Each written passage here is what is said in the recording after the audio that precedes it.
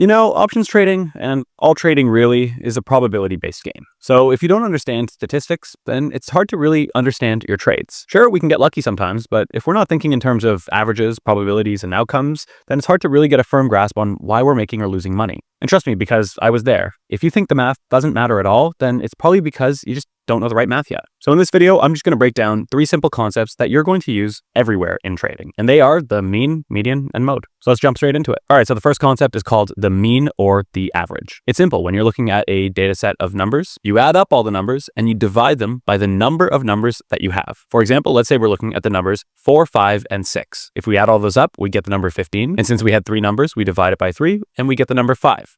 So we can say that the average between the numbers of 4, 5, and 6 is... In options trading, the mean number is often used when talking about our expected value.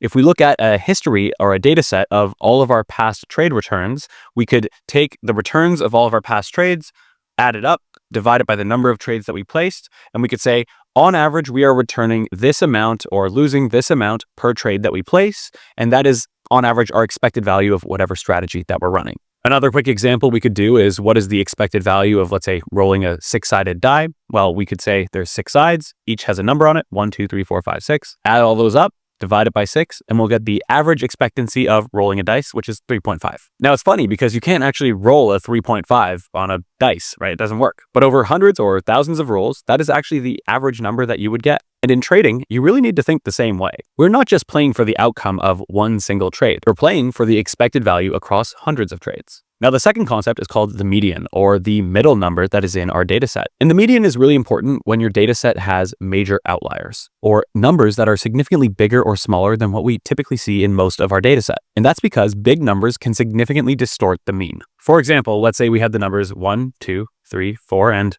10 billion. In this data set, the median number would be 3. But the mean number would be something way higher because that 10 billion is significantly skewing things. The mean would be completely dominated by this 10 billion number and effectively render our calculation useless for figuring out what's normal. But the median would show us the real central point for this data set. And in trading, this really matters because once in a while, you'll have really crazy moves. Let's say a flash crash or something of that nature happens. And let's say you're trying to understand the typical daily move for a ticker, you would be a lot better off using the median in this case. The third concept is called the mode, which is the most frequently occurring number in the data set. In trading, knowing the mode helps you understand what's the most common thing that happens, not just the average. For instance, if the most common return for a stock was 0.5%, that can be really valuable to know. It tells you what type of movement you should actually expect most often. So when setting up trades, especially these short volatility trades that we as option sellers are pretty much always using, understanding the mode can greatly align your expectations to reality. So this is why all this stuff matters in trading. The mean tells you your long-term expected value. It's how you build a winning strategy over time. The median gives you a clear picture of what a normal outcome can look like. And then the mode tells you which result is the most common. Now, really, this is just the beginning. There's a lot of concepts that we're going to need to cover, and we'll do that all on this channel. So make sure to subscribe if you haven't done so yet. But if you don't want to wait and you just want to start trading strategies that actually work, click the link in the description of this video and take a free trial with Predicting Alpha. We have 5 systematic option selling strategies that have data to prove why they actually work.